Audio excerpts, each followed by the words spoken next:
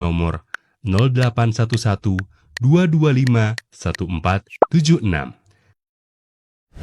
Hanya dengan Rp20.000 per bulan, Anda telah turut berpartisipasi dalam menyebarkan dakwah bersama Tarbiyah Sunnah. Barakallahu fikum.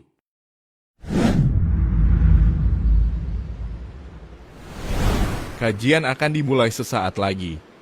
Poster nasihat bisa menjadi sarana dakwah bagi keluarga ataupun lingkungan sekitar kita. Dapatkan poster nasihat gratis tanpa logo yayasan ataupun nama Ustadz membuat nasihatnya. Daftar ke nomor berikut 0811 240 1476. Tulis nama, domisili, dan jenis kelamin.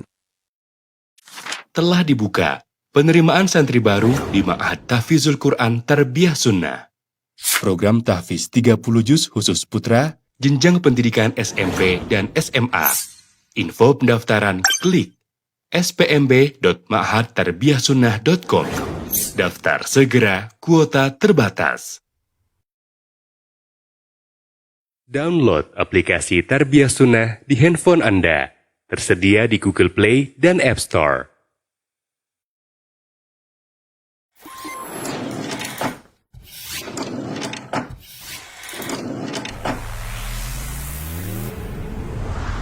Tarbiyah Sunnah Channel. Lillah, nyunnah, merenah.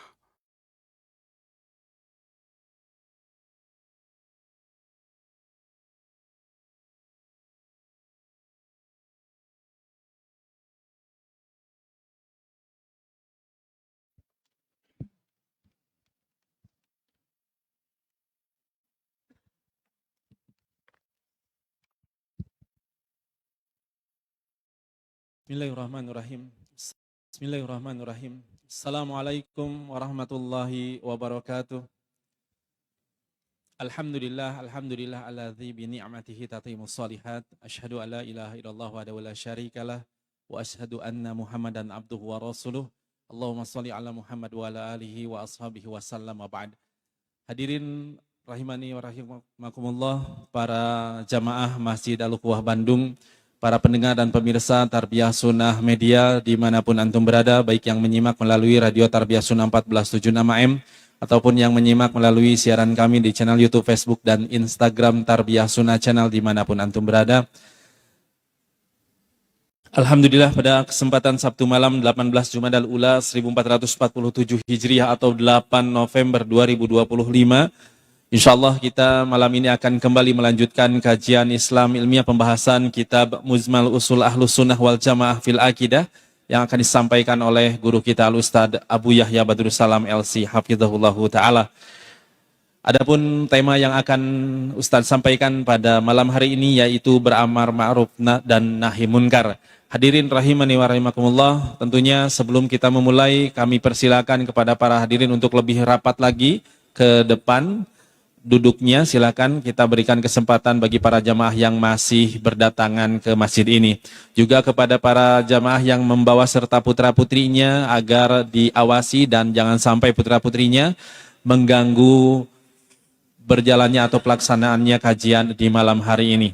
Dan juga kami tidak lupa menyampaikan kepada para jamaah semua yang membawa barang-barang berharga berupa handphone dan barang berharga lainnya atau dompet juga, silakan untuk mengawasi atau menyimpan barang-barang berharganya di tempat yang aman atau di depan, dan hati-hati jika wudu jangan sampai tertinggal. Demikian. Baik, khotimah nasanillahu ayyakum, kita akan mulai kajian pada malam hari ini, pembahasan beramar ma'ruf dan nahi munkar yang akan disampaikan oleh Al-Ustadz Abu Yahya Badrussalam LC Hafizahullahu Ta'ala. Kami segenap kru yang bertugas dan panitia yang bertugas pada malam hari ini mengucapkan selamat menyimak, dan kepada Ustadz kami persilahkan falyatafadhal masykura. Assalamualaikum warahmatullahi wabarakatuh. Alhamdulillah nahmaduhu wa nasta'inuhu wa nastaghfiruh wa na'udzu billahi min syururi anfusina wa min sayyiati a'malina. Man yahdihillahu fala mudilla lahu ومن يضلل فلا هادي له وأشهد أن لا إله إلا الله وحده لا شريك له وأشهد أن محمدا عبده ورسوله قال الله تعالى في كتابه الكريم يا أيها الذين آمنوا اتقوا الله حق تقاته ولا تموتن إلا وأنتم مسلمون أما بعد. Saudara seiman, kita melanjutkan kitab Mujmal Ahli Sunnah wal Jamaah fil Aqidah. Kemudian beliau berkata, Al-amru bil ma'rufi wan nahyu 'anil munkari min a'zami sya'airil Islam. Wa asbabu hifdzi jama'atihi wa huma yajibani bihasbi at-taqati wal maslahatu mu'tabaratun fi dzalik. Beramar ma'ruf nahi mungkar adalah syiar Islam yang paling besar dan sebab terjaganya jamaah kaum muslimin, dan hukumnya wajib sesuai dengan kemampuan dan maslahat wajib dipertimbangkan dalam masalah ini.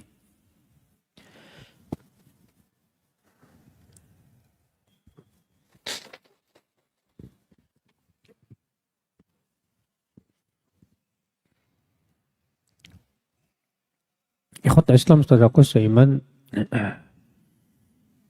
amar ma'ruf nahi mungkar adalah merupakan perkara yang diperintahkan oleh Allah Subhanahu wa taala.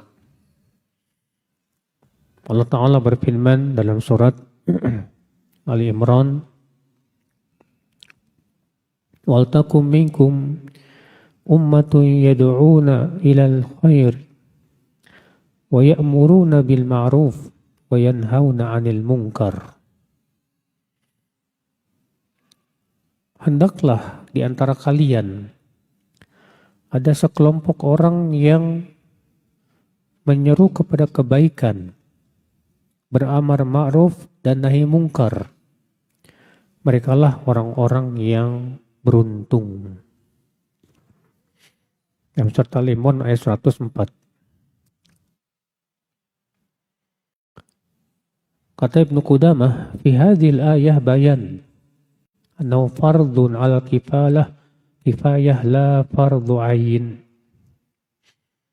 Ayat ini menjelaskan bahwa amar ma'ruf nahi mungkar itu hukumnya fardu kifayah, bukan fardu 'ain. Kenapa? Kata beliau, li'annahu qala wal takum minkum ummah. Hendaklah di antara kalian ada sekelompok orang.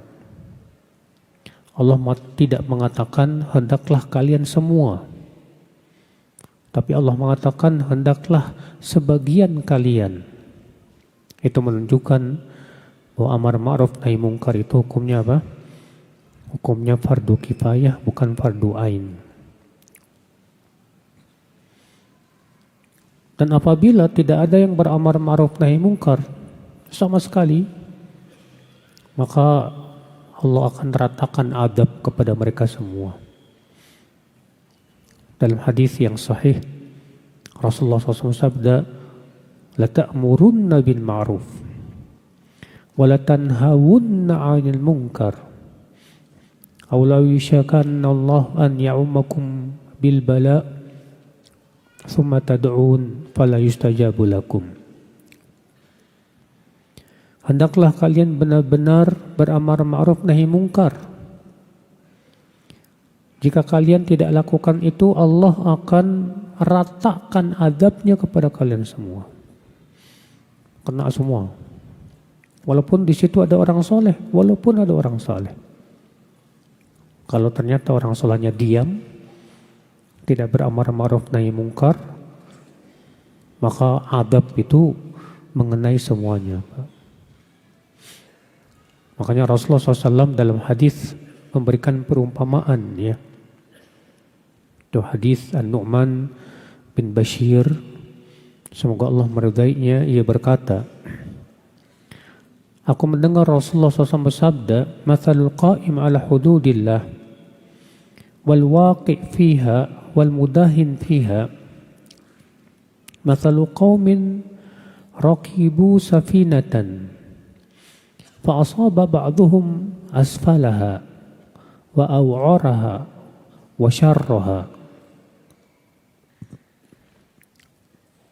wa asaba ba'dhum a'laha فكان الذين في أسفلها إذا استقوا الماء مروا على من فوقهم فآذوهم فقالوا لو خرقنا في نصيبنا خرقا فاستقينا منه ولم نؤذي من فوقنا فإن تركوهم وأمرهم هلكوا جميعا وإن أخذوا على أيديهم نجوا جميعا.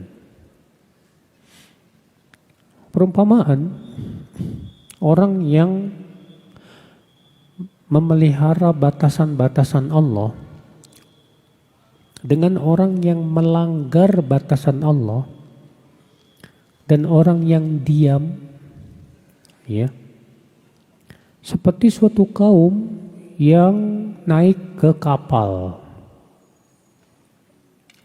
Sebagiannya ada di bagian atas, sebagian lagi ada di bagian bawah.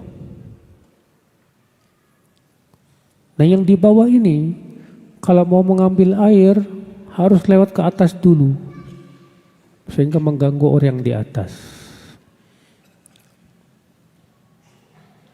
Lalu kemudian mereka berkata, daripada kita mengganggu yang di atas, bagaimana kalau kita bolongi saja nih kapal, biar bisa langsung ambil air. Kata Rasulullah SAW, kalau yang di atas membiarkan yang di bawah itu membolongi, tenggelam semuanya. Tapi kalau yang di atas mengingkari dan melarang yang di bawah untuk membolongi, selamat semua. Lihat ya akhi, perumpamaan yang luar biasa dari Rasulullah SAW. Rasulullah mengumpamakan orang-orang yang berpegang kepada batasan Allah itu berada di atas, karena memang derajatnya tinggi di sisi Allah.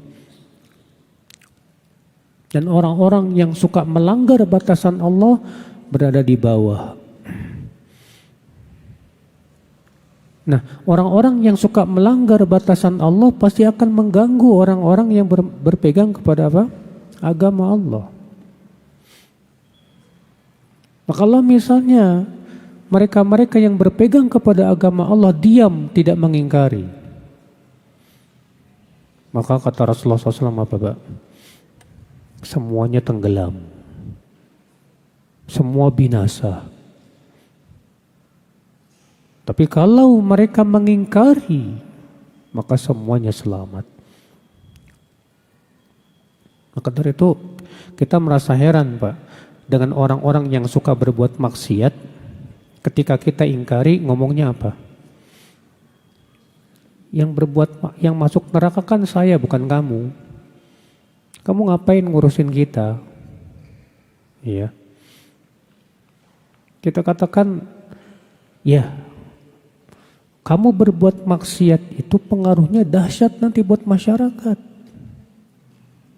Kamu berbuat maksiat akan mempengaruhi yang lain. Dan kita sebagai orang-orang yang berpegang kepada agama pun, kalau kita didiam, kena juga kesialan daripada maksiat itu. Makanya ya akhi, wajib ya, harus ada orang yang beramar ma'ruf nahi mungkar. Namun saudaraku seiman, amar ma'ruf nahi mungkar itu jangan dikesankan arogan, Mbak. Karena di negara kita ini ada sebuah front, Mbak, yang suka amar ma'ruf nahi mungkar, tapi caranya gimana, Pak? Arogan, ngancurin dan yang lainnya. Ternyata isinya apa? Preman semua. Tentu ini tidak baik, Pak. Ya.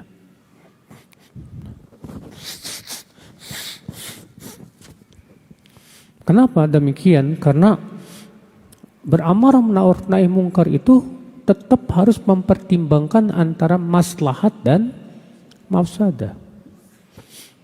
Makanya kata Ibnu Qayyim, beramar ma'ruf nahi mungkar itu ada 4 martabat. Martabat pertama, apabila kita beramar ma'ruf nahi mungkar, maka menyebabkan kemungkaran hilang. Maka ini disyariatkan.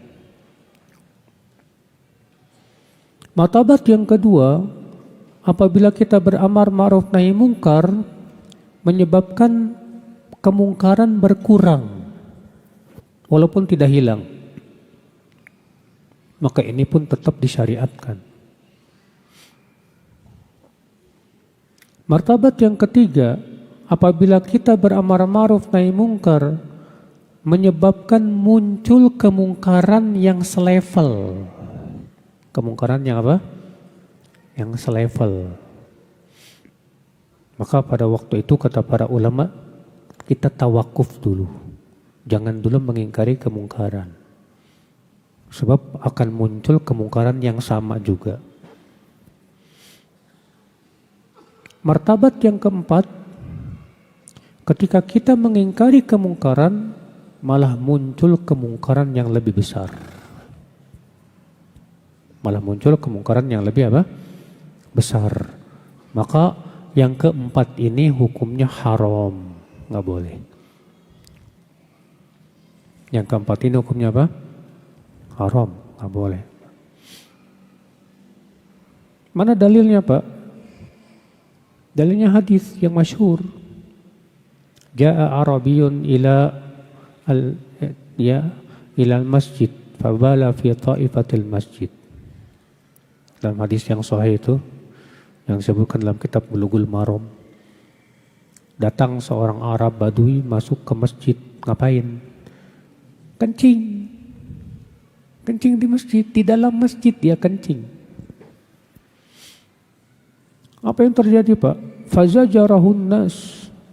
Maka para sahabat mengingkarinya, memarahinya. Maka Rasulullah SAW melihat, kalau orang Arab Badui yang sedang kencing ini diingkari oleh para sahabat, mudaratnya lebih besar.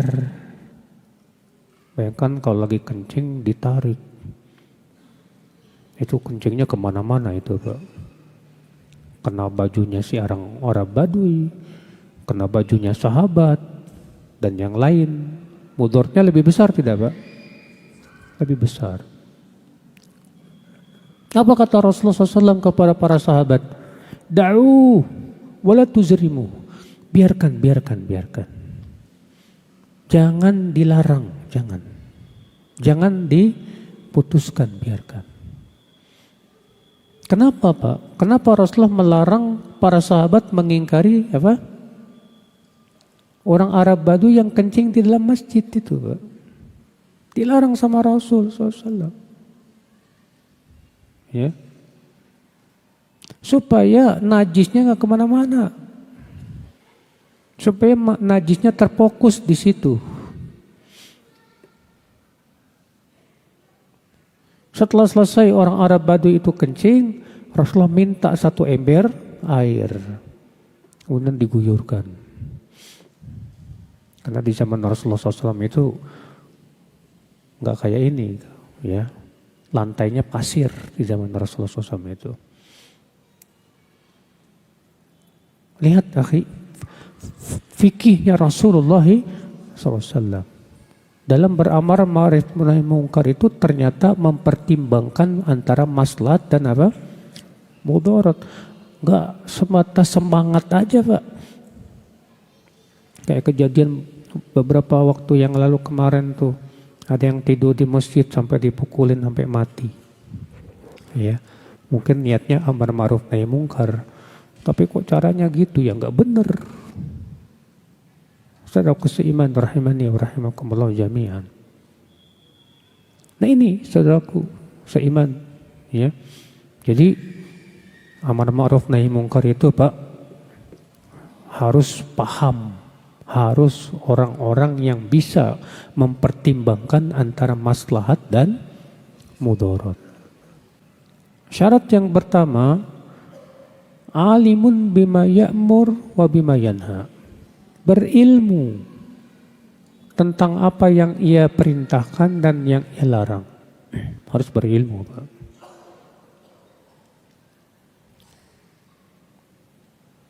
Ada orang, Pak, nggak punya ilmu, lalu mengingkari perkara yang dia anggap mungkar. Ternyata nggak mungkar. Dia menganggap itu mungkar, padahal tidak mungkar. Banyak, Pak. Contoh misalnya, Pak. Banyak nggak orang yang mengingkari orang yang berjenggot? Banyak. Antum yang berada di instansi pemerintahan tuh, antum berjenggot diingkari dah, Pak. Padahal jenggot mungkar bukan? Jenggot bukan mungkar, Pak. Bahkan jenggot itu diperintahkan oleh Allah dan Rasul SAW. Mereka kira itu mungkar, padahal itu bukan mungkar. Bahkan itu sunnah Rasul SAW. Makanya orang kalau mengingkari kemungkaran gak punya ilmu, akhirnya malah mengingkari sesuatu yang sebetulnya tidak mungkar. Saudaraku seiman, makanya harus berilmu. Syarat yang kedua, yaitu an yakuna indau sabr, punya sifat sabar. Sebab kalau dia tidak sabar dalam beramar ma'ruf nahi mungkar, bahaya, Pak. Bisa berantem lah, malah menimbulkan mudarat yang lebih besar.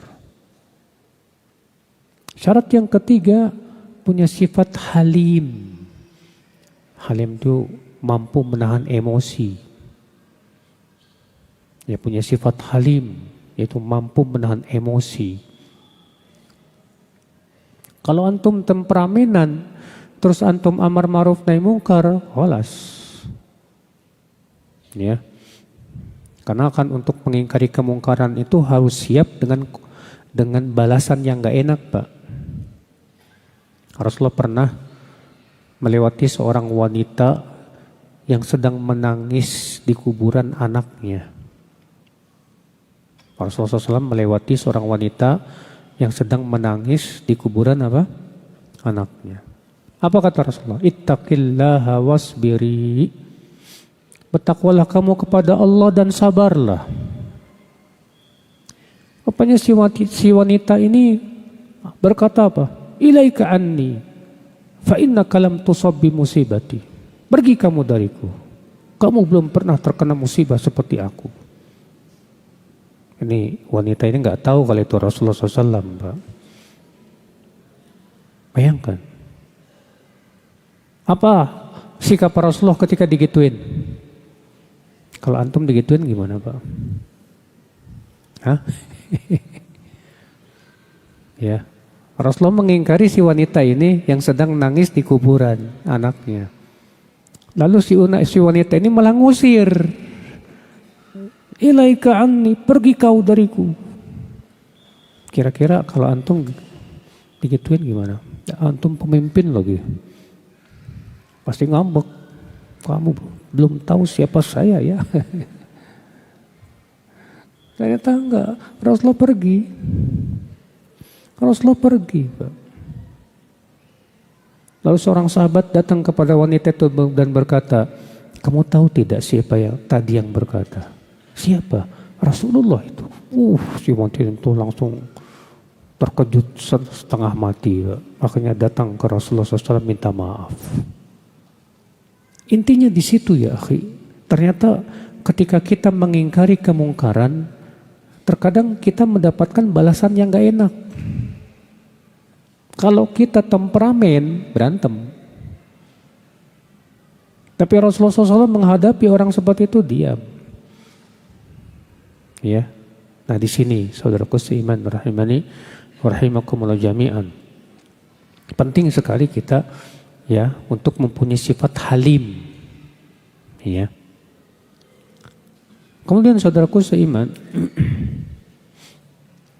mengingkari kemungkaran, amar ma'ruf nahi mungkar itu ada 4 rukun. Kata Ibnu Qudamah, "I'lam anna arkanal amri bil ma'ruf wan nahyi 'anil munkar arba'ah." Ketahuilah bahwa amar ma'ruf nahi mungkar itu rukunnya 4. Ahaduha, rukun yang pertama, an yakunal munkir mukallafan musliman qadiran. Orang yang mengingkari, rukun yang pertama, orang yang mengingkari harus mukallaf. Apa itu mukallaf? Mukallaf itu artinya balik dan berakal. Musliman, muslim. Qadiran, mampu.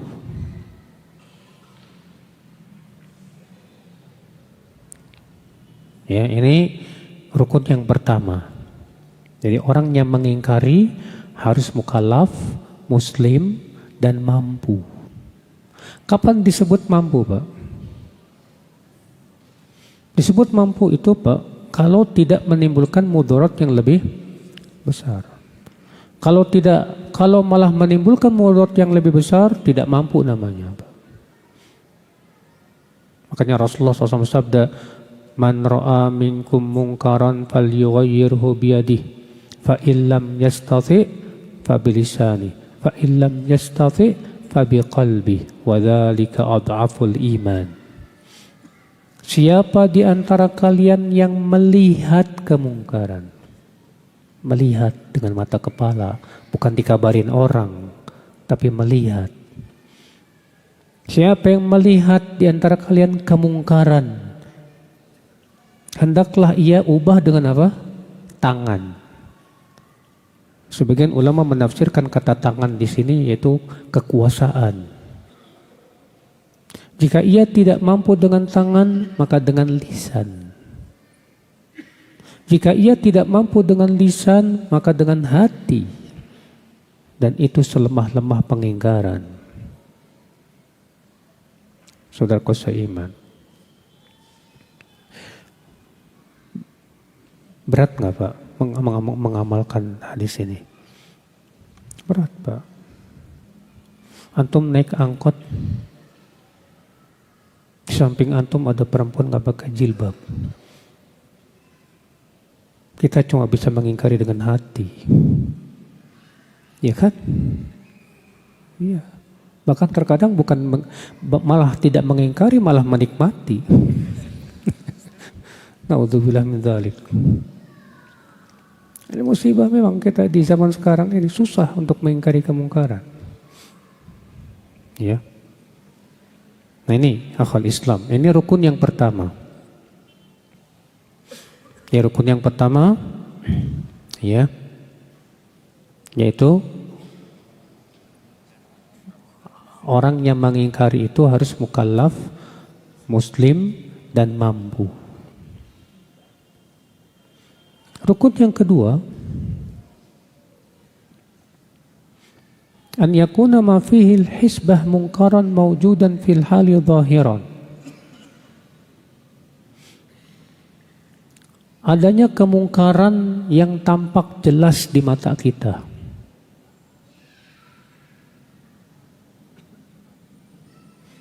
Adanya kemungkaran yang tampak jelas di mata kita. Jadi kemungkarannya jelas, Pak, di mata kita. Bukan dikasih tahu orang, bukan. Kalau dikasih tahu orang, si fulan gini. Kalau antum dilaporin gitu, kira-kira sikap antum gimana? Ada yang ngomong ke antum, itu si fulan gini. Antum tanya sama dia. Dia melakukannya diam-diam atau di depan orang banyak. Yang kedua, kamu mengingkari enggak? Ya enggak, makanya saya lapor ke kamu. Loh, kata Rasulullah, siapa yang melihat kemungkaran? Yang mengingkari itu yang melihat, bukan kita yang enggak lihat. Bukan kita yang enggak lihat, saudaraku seiman. Kecuali kalau memang dia tidak mampu, kita punya kemampuan.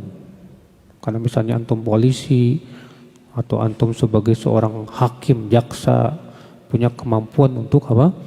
Mengingkari. Iya. Ikhwatal Islam, saudaraku seiman.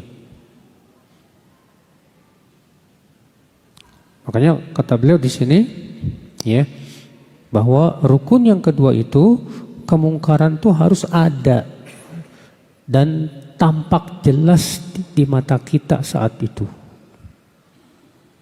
Rukun yang kedua, yang ketiga, yaitu adanya orang yang berbuat kemungkaran.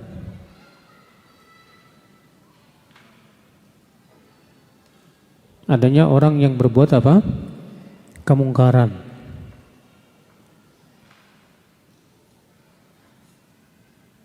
Apakah syarat orang yang berbuat kemungkaran itu harus mukallaf? Tidak.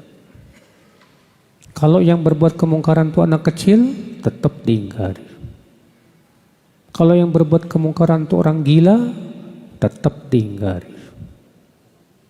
Maka kalau yang berbuat kemungkaran tidak disyaratkan harus mukallaf. Rukun yang keempat, yaitu tata cara mengingkari.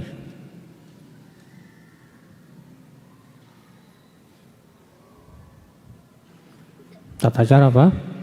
Mengingkari. Kata beliau, tata cara mengingkari ada beberapa derajat dan adab-adabnya. Derajat yang pertama, an yu'arifal munkar. An ya'rifal munkar, yaitu dia tahu dan melihat kemungkaran langsung. Bukan dengan cara tajassus. Ya. Derajat yang kedua, at-ta'rif, memberitahu kepada orang yang berbuat kemungkaran bahwa itu mungkar.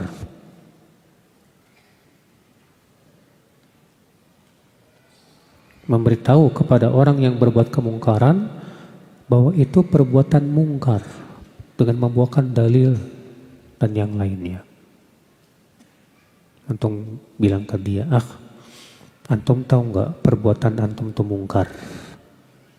Karena bisa jadi Pak, orang yang melakukan kemungkaran ini nggak tahu kata mungkar. Maka kita kasih tahu dulu, ya. Derajat yang ketiga, an-nahyu bil wa'd wan nus bi takhfif billah. Itu memberi nasihat dengan cara menakut-nakuti dia dengan azab Allah. Dengan mengatakan ittaqillah ya akhi, bertakwalah kamu kepada Allah ya akhi. Ya, apa kamu enggak takut kamu bakal diazab sama Allah ketika berbuat maksiat? Gimana kalau kamu berbuat maksiat tiba-tiba kamu mati gimana? Nah, diingatkan gitu Pak. Ditakut-takuti dia Pak, supaya dia mau meninggalkan apa? Maksiat. Derajat yang keempat, at-ta'nif bil qaul wal ghalidhil khashin. Kalau ternyata dengan cara lembut tidak bermanfaat, maka dengan sikap yang cukup keras dan kata-kata yang agak kasar. Kalau memang dengan cara lembut tidak bermanfaat, harus dengan lembut dulu Pak. Ya, jangan belum apa-apa udah pakai sikap kasar, nggak boleh. Karena Pak, setiap manusia itu lebih suka sifat lembut daripada sikap apa? Kasar. Makanya kan Allah berfirman kepada Nabi Musa, Bapak, idhaba ila fir'auna innahu tagha faqula lahu qawlan layyina la'allahu yatadhakkaru aw yakhsha. Pergilah kamu berdua kepada Fir'aun. Sesungguhnya Fir'aun itu sudah melampaui batas. Dan ucapkan kepada Fir'aun dengan ucapan yang lemah lembut. Masya Allah. Bayangkan, kepada Fir'aun disuruh mengucapkan kata-kata yang lemah lembut, Pak. Gimana kepada seorang muslim? Makanya amar ma'ruf nahi mungkar itu pada asalnya harus dengan lembut, harus. Kecuali kalau lembut itu sudah tidak ada manfaatnya, baru kita pakai kekerasan, nggak masalah. Agak kasar ngomongnya dikit, ya. Ikhwat Islam saudaraku seiman. Tapi bukan dengan cara mencaci maki, ya. Kadang kita kesel, akhirnya ngomong apa? Goblok kamu, tolol kamu. Nah, tak dulu Pak, jangan. Ya, seperti ini malah menyebabkan dia malah ngambek, marah. Akhirnya kalau dia marah, kita marah, udah. Yang keluar golok nanti. Ya. Kemudian derajat yang kelima kata beliau, at-taghyir bil yad. Merubah dengan tangan, seperti menuangkan arak. Ya. Kalau ada yang ngerokok, langsung, maaf Pak, saya mau ngambil rokoknya. Antum ambil rokoknya Pak. Kasih duit deh, nih. Ya kok kenapa? Bapak tahu nggak Pak? Berapa banyak orang akan sakit gara-gara Bapak? Karena asap rokok ini bahaya. Semua dokter sepakat bahwa rokok itu bahaya. Silakan Pak, antum perlihatkan itu apa tempatnya rokok itu. Bapak baca nggak nih? Rokok membunuhmu. Bukan ada aku. Ya kota Islam saudaraku seiman. Ada ya salah satu teman kita seperti itu Pak. Ketika ada yang merokok, langsung didatengin, langsung dia ambil rokoknya, kasih duit. Maaf ya Pak, merokok ini bahaya sekali Pak. Iya, dijelaskan sama dia. Masya Allah. Islam saudaraku seiman. Derajat yang keenam, at-tahdid wa takhfif. Kalau tidak bermanfaat juga dengan diberikan ancaman. Ya, dengan diberikan padanya apa? Ancaman. Tapi ini ya yang bisa memberikan ancaman tentu orang-orang yang punya kedudukan, Pak. Enggak sembarangan orang, saudaraku seiman. Derajat yang ke-7, dengan cara memukul. Namun ini khusus untuk orang yang punya apa? Kedudukan, kekuasaan. Tidak boleh sembarangan orang.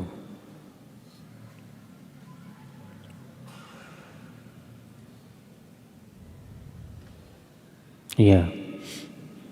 Nah ini dia Bapak sekalian, rukun daripada amar ma'ruf nahi mungkar. Jadi rukun amar ma'ruf nahi mungkar ada 4 tadi. Saudaraku seiman rahimani wa rahimakumullah jami'an.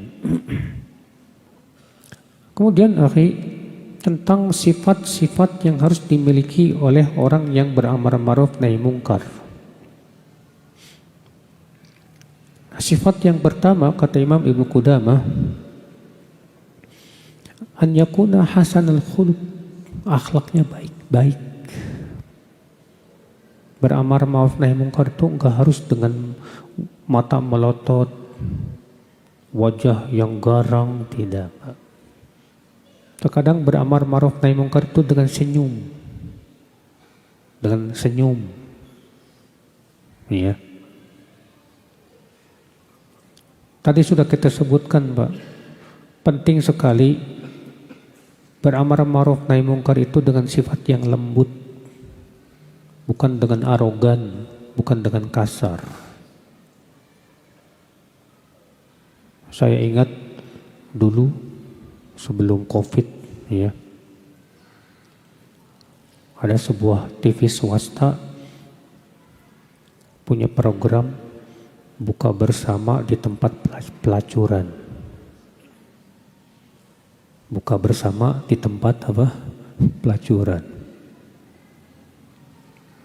Dicari ustadz yang mau, nggak ada yang mau, Pak. Ada seorang ustadz yang saya kenal, Masya Allah, akhirnya dia bersedia, apa-apa.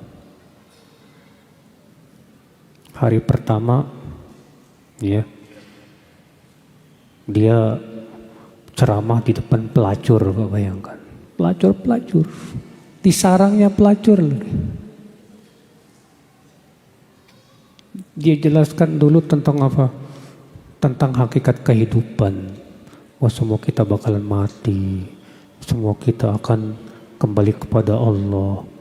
Untuk apa kita hidup di dunia? Dikenalkan tentang Allah yang menciptakan kita dan yang lain. Masya Allah. Baru pertemuan pertama aja banyak yang langsung kena, Pak.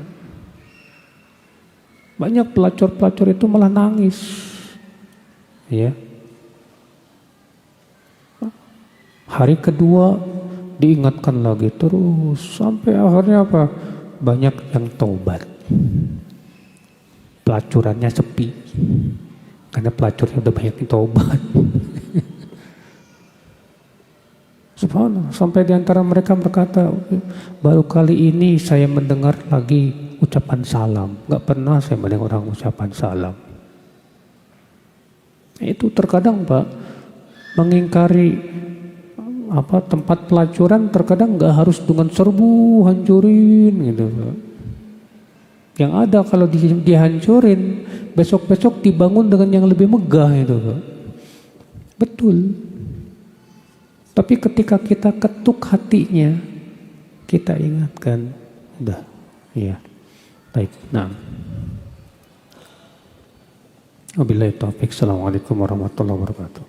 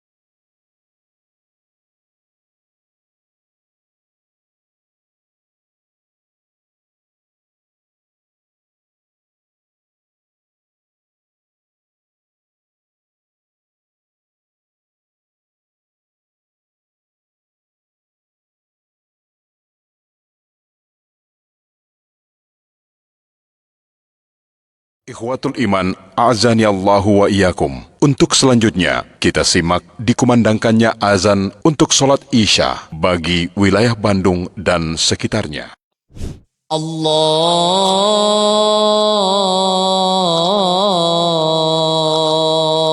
Akbar, Allahu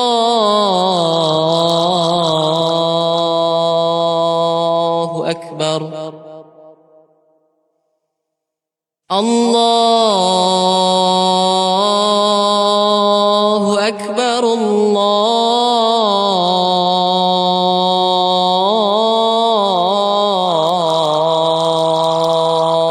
Akbar. Ashhadu an la ilaha illallah.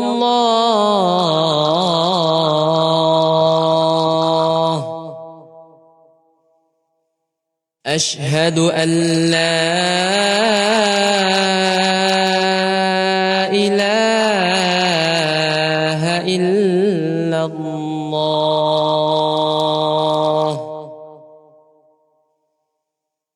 أشهد أن محمدا رسول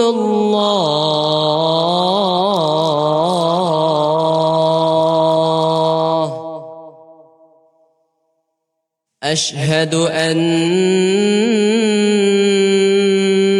محمدا رسول الله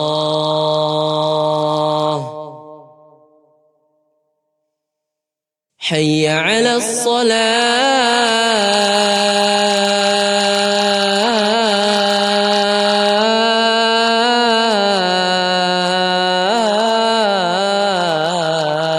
الصلاة حي على الصلاة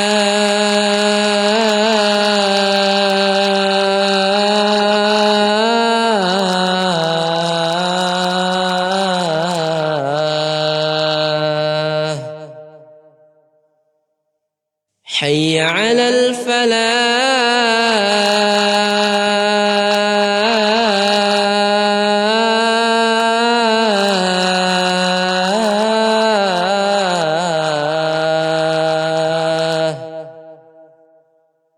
حي على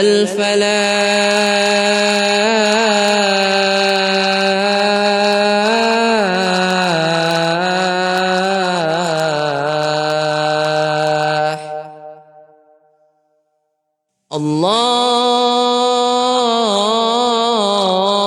الله أكبر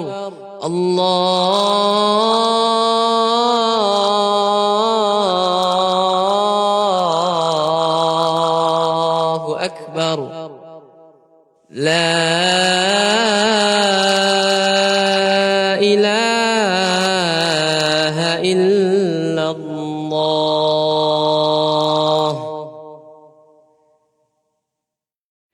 اللهم صل على محمد وعلى آل محمد كما صليت على إبراهيم وعلى آل إبراهيم إنك حميد مجيد اللهم بارك على محمد وعلى آل محمد كما باركت على إبراهيم وعلى آل إبراهيم إنك حميد مجيد اللهم رب هذه الدعوة التامة والصلاة القائمة آت محمدا الوسيلة والفضيلة وابعثه مقاما محمودا الذي وعدته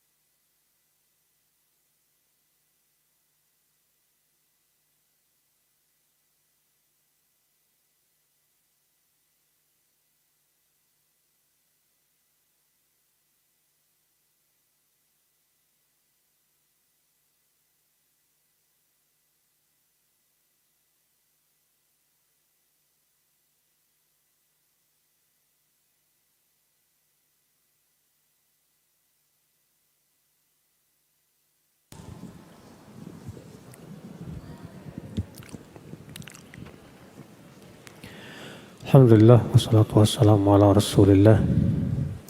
Saudara seiman, kita melanjutkan sedikit, kemudian kita buka tanya jawab. Kemudian ya, termasuk amar ma'ruf nahi mungkar adalah menjelaskan tentang kesesatan. Menjelaskan kesesatan dan membantah kesesatan. Bahkan itu termasuk jihad.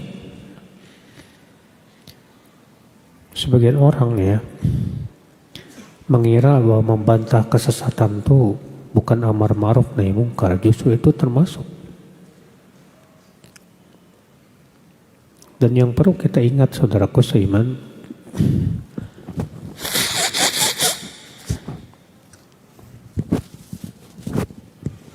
bahwa amar ma'ruf nahi mungkar itu tidak bertabrakan dengan persatuan. Persatuan tidak boleh menghilangkan amar ma'ruf nahi mungkar. Justru persatuan tanpa amar ma'ruf nahi mungkar itu persatuan yang rusak, Pak. Kadang ya kita dilarang untuk mengingkari kesyirikan dengan alasan katanya takut memecah belah. Dilarang kita mengingkari kebid'ahan dengan alasan katanya takut memecah belah. Maka kita katakan ya akhi, kalau kita diam dan tidak menjelaskan kesyirikan, maka yang pertama, kesyirikan itu kezoliman yang paling zolim. Keburukan yang paling buruk itu kesyirikan. Dan sebab diazabnya umat-umat terdahulu itu karena kesyirikan. Maka diamnya kita dari kesyirikan itu sama saja ya akhi. Pertama, mendatangkan murka Allah subhanahu wa ta'ala. Yang kedua, kalau ternyata Allah turunkan azabnya, maka Allah ratakan semuanya. Makanya akhi, ya, seperti halnya misalnya kalau ada orang yang ingin membocori tadi dalam hadis kapal itu ya, dia ingin membocori kapal dengan tujuan niatnya sih baik supaya bisa mengambil air langsung. Kalau bagian yang di atas tidak mengingkari, yang di bawah tenggelam semuanya. Demikian pula kita mengingkari kemungkaran berupa kesyirikan, kebid'ahan, kemaksiatan, itu justru supaya bahtera itu terus ya berlayar di atas lautan. Kita menjelaskan ini syirik, ini bid'ah, ini maksiat, supaya apa? Islam supaya terus tegak, Pak. Dengan cara seperti itulah Islam akan terus tegak di sisi Allah Subhanahu wa taala di muka bumi. Tapi kalau kita diam, semua diam. Kata Imam Ahmad in sakattu ana wa sakatta anta famata ya'riful jahil as-sahih min as-saqim. Kalau aku diam, kamu diam, terus kapan orang akan tahu mana benar mana salah? Kalau kita semua diam, kapan orang akan tahu mana syirik, mana tauhid, mana bid'ah, mana sunnah, mana maksiat, mana taat? Selama masih ada kesyirikan, selama itu kita wajib bicara. Selama masih ada kesesatan dan kemungkaran, selama itu pula wajib kita untuk mengingkari. Tidak boleh diam, Pak. Nah ini saudaraku, karena banyak di antara kita, Pak, memilih diam karena nyari selamat. Selamat dari apa? Selamat dari dibully orang, selamat dari dicaci orang. Padahal selamat dari api neraka itu yang harusnya kita pikirkan, dibandingkan kita selamat dari dibully orang, dicaci maki orang. Kalau dibully orang, caci maki orang nggak masalah. Yang penting kita selamat dari api neraka, saudaraku seiman. Nah ini saudaraku seiman, ya. Jadi ini termasuk manhajul Islam dan syiar Islam yang besar, yaitu beramar ma'ruf nahi mungkar. Wallahu alam. Demikian kita buka tanya jawab. Bagi ada yang mau bertanya, naam.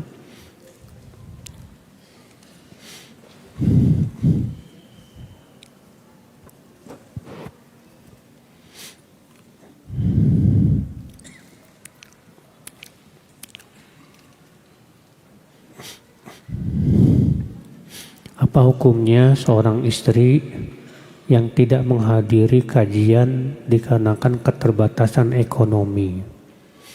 Karena setiap menghadiri kajian harus mengeluarkan biaya transportasi yang lumayan. Jadi suka berpikir 2 kali untuk menghadiri kajian. Kalau memang nggak punya duit gimana lagi? Kalau nggak punya uang, karena transportasinya juga mahal. Allah berfirman, la yukallifullahu nafsan illa wus'aha. Allah tidak membebani jiwa kecuali sesuai dengan apa? Kemampuan. Kalau nggak mampu ya sudah, dimaafkan.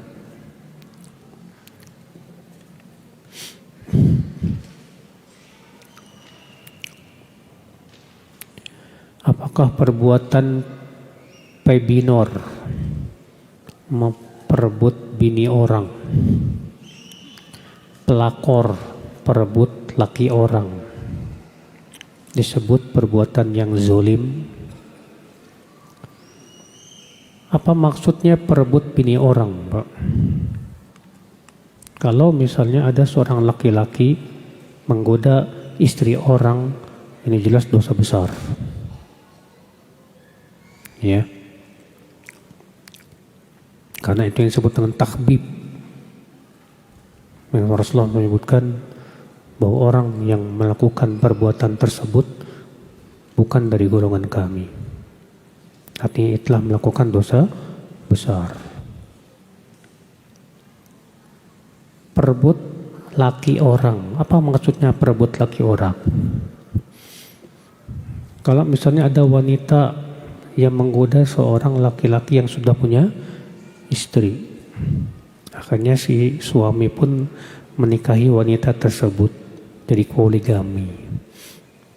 Nah, yang seperti poligami sesuatu yang diizinkan oleh Allah. Poligami diizinkan tidak sama Allah? Boleh. Allah berfirman, "Fankihu ma thaba lakum minan nisa matna wa thulatha wa ruba." Nikahi ya oleh kalian dari wanita 2, 3, 4. Ya. Jadi untuk yang kedua ini pelakor, ya kalau ternyata si seorang suami nikah lagi dan poligami, sah-sah saja dalam Islam. Adapun yang pertama tadi, nah ini yang bahaya. Ya.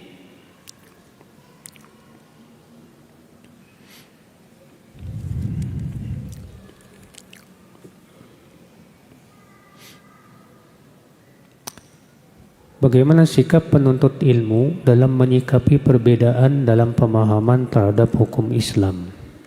Akhi, perbedaan itu ujian. Ketika terjadi perbedaan dalam hukum Islam, kita itu sedang diuji kesungguhan kita, Pak. Kesungguhan apa? Kesungguhan untuk menuntut ilmu. Ketika terjadi perbedaan, berarti apa yang harus kita lakukan, Pak? Yang harus kita lakukan, keluarkan semua kemampuan kita untuk mencari yang hak, untuk mencari mana yang paling kuat, yang paling sesuai dengan dalil. bukan mundur. Sebagian orang ketika dihadapkan perselisihan, perbedaan, mundur, Pak. Mundur itu bukan solusi, bahkan malah tambah bingung. Ketika terjadi perbedaan itu, disitulah keluarkan semua kemampuan kita untuk mengetahui kebenaran. Dan berdoa kepada Allah seperti doanya Rasulullah, ihdini limakhtulifa fihi minal haqqi biiznik. Ya Allah, berikan aku hidayah dalam perkara yang diperselisihkan kepada kebenaran. Berikan aku hidayah kepada kebenaran dalam perkara yang diperselisihkan. Ini Pak, ini sikap yang benar. Ya, gali terus, cari referensi-referensi. Apalagi di zaman sekarang mudah sekali. Ya, terus lihat dalil-dalilnya, hujah-hujahnya, perkataan para ulamanya, ya, sehingga pada waktu itu kita jadi paham tentang permasalahan tersebut. Coba masalahnya yaitu butuh semangat, Pak. Ya.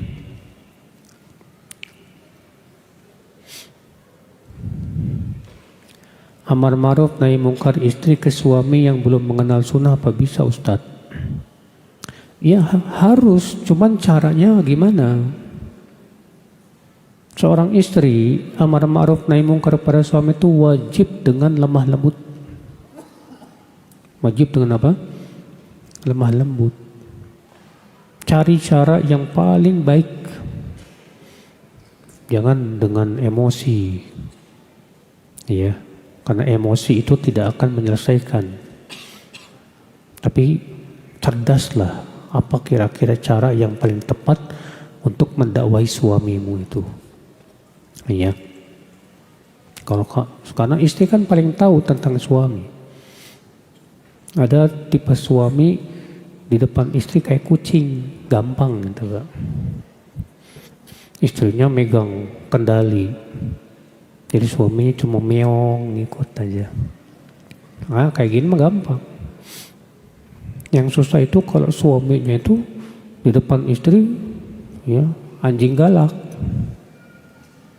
Nah, ini yang kamu harus berpikir, gimana caranya menaklukkan anjing galak itu. Ya, butuh memang kesabaran, keuletan, dan terus minta kepada Allah hidayah.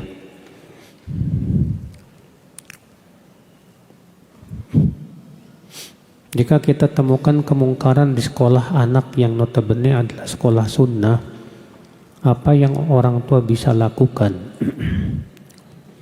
Pertama, pelajari dulu. Ini kemungkaran betul atau kemungkaran atau sebatas pengetahuan kita, alias tabayun, tasabut. Yang kedua, kalau memang jelas itu kemungkaran, sampaikan baik-baik kepada pihak sekolah. Entah itu kepada kepala sekolahnya ataupun yang lain, ya, agar segera diingkari dan diselesaikan. Kan itu tanggung jawabnya siapa? Tanggung jawab sekolah itu, Pak. Kita menyekolahkan anak ke dia, itu kan berarti amanah, ya. Maka wajib beritahu ke pihak sekolah dengan cara yang baik. Ya, sampaikan bahwa terjadi kemungkaran begini. Ya. Jika di kantor ada orang yang berbuat kemungkaran seperti merokok dan sudah kita nasihati namun tetap saja merokok, apakah boleh menghajar orang tersebut? Menghajar atau memboikot itu, Pak, tetap mempertimbangkan antara maslahat dan mudarat. Kalau menghajar alias memboikot itu memang manfaat, silahkan. Kalau tidak manfaat, yang lebih baik kita terus nasihati, mudah-mudahan suatu ketika dia dapat hidayah. Alhamdulillah. Memang Yang namanya berdakwah itu kan butuh waktu, Pak. Nabi Nuh berdakwah 950 tahun. Antum nasihatin dia sudah berapa tahun? Baru 2 kali, Ustadz. Ya baru 2 kali. Nabi Nuh 950 tahun. Jadi untuk berdakwah itu butuh kesabaran memang, Pak. Sabar. Ketemu, ingatkan lagi. Pahamkan tentang bahaya-bahaya rokok. Pahamkan tentang hukumnya. Dari sisi apa keharamannya. Terus saja, mudah-mudahan dengan cara antum sabar seperti itu akhirnya dia dapat hidayah.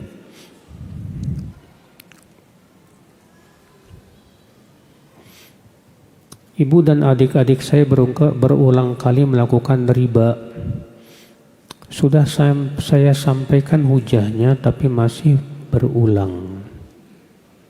Sikap apa yang harus saya lakukan, Ustadz? Akhi, pertama, jangan pernah bosan menasihati. Karena sudah saya sebutkan tadi, untuk berdakwah itu butuh kesabaran, butuh waktu. Maka dari itu, jangan. Kemudian ada kemungkaran yang tersembunyi. Kemungkaran yang tersembunyi pada asalnya tidak diingkari, Pak. Dan tidak boleh tajasus kecuali kalau merugikan orang banyak. Contohnya apa? Koruptor. Koruptor kan melakukan korupsi itu diam-diam enggak? Atau terang-terangan? Enggak ada koruptor terang-terangan, Pak. Nah, orang yang melakukan kemungkaran secara sembunyi-sembunyi memang pada asalnya tidak boleh diingkari. Tapi kalau itu merugikan, sehingga mau tidak mau pemerintah harus tajasus. Nggak boleh. Karena Rasulullah bersabda, kullu ummati mu'afan illal mujahirin. Setiap umatku itu dimaafkan kecuali yang terang-terangan. Ya. Demikian, semoga yang saya sampaikan bermanfaat. Subhanakallah bihamdik, asyhadu an la ilaha illa anta, astaghfiruka wa atubu ilaik. Assalamualaikum warahmatullahi wabarakatuh. Waalaikumsalam warahmatullahi wabarakatuh. Syukran jazakallahu khairan wa barakallahu fi kepada Al-Ustaz Abu Yahya Badrussalam LC hafizahullah ta'ala yang telah menyampaikan kajian pada malam hari ini. Kita doakan semoga Ustaz senantiasa dijaga oleh Allah dan diberikan kesehatan oleh Allah Azza wa Jalla. Kami ucapkan terima kasih kepada para jamaah yang hadir langsung pada malam hari ini. Tapi sebelum itu kami akan menyampaikan beberapa informasi bahwa insya Allah pada esok hari para pemirsa dan juga para jamaah bisa menyimak secara langsung di Tarbiyah Sunnah Channel daurah kitab yang kami siarkan langsung dari kota Tasikmalaya bersama Ustadz Abu Haidar Asundawi hafizahullah ta'ala dalam pembahasan kitab Al-Qawaidul Arba bagian kedua yang kami siarkan langsung dari Pondok Pesantren Al-Khulafa Ar-Rasyidun Jalan Sukamaju Mulyasari Taman Sari Kota Tasikmalaya. Dan juga kami informasikan bahwa hari Senin tanggal 10 November 2025 ada kajian rutin bersama Ustadz Abu Haidar Asundawi hafizahullah di Masjid Al-Mukarramah jam 10 pagi sampai dengan selesai. Juga insya Allah di hari Sabtu tanggal 22 November 2025 akan kembali hadir kajian rutin bersama Ustadz Dr. Firanda Anirja MA hafizahullah ta'ala, pembahasan lanjutan tafsir surat As-Saffat Ba'da Maghrib bertempat di Masjid Agung Al-Huwah Jalan Wastu Kencana nomor 27 Kota Bandung. Demikian informasi yang dapat kami sampaikan, semoga bermanfaat. Akhirnya kami ucapkan terima kasih, syukran jazakumullahu khairan wa barakallahu fikum kepada seluruh jamaah yang hadir, dan dimohon untuk para jamaah untuk mengecek kembali barang-barang berharganya, jangan sampai ada yang tertinggal. Dan tentunya kepada jamaah yang akan meninggalkan masjid untuk berhati-hati di jalan, mengikuti rambu-rambu lalu lintas di perjalanan, dan selalu berhati-hati bersama dengan pengguna lalu lintas lainnya. Semoga Allah Subhanahu wa taala memberikan keselamatan sampai di tujuannya masing-masing. Barakallahu fikum, subhanakallahumma wa bihamdika asyhadu an la ilaha illa anta astaghfiruka wa atubu ilaik. Wassalamualaikum warahmatullahi wabarakatuh. Telah dibuka penerimaan santri baru di Ma'had Tahfizul Quran Tarbiyah Sunnah. Program Tahfiz 30 Juz khusus putra, jenjang pendidikan SMP dan SMA. Info pendaftaran klik spmb.ma'hadtarbiyahsunnah.com. Daftar segera, kuota terbatas. Download aplikasi Tarbiyah Sunnah di handphone Anda. Tersedia di Google Play dan App Store.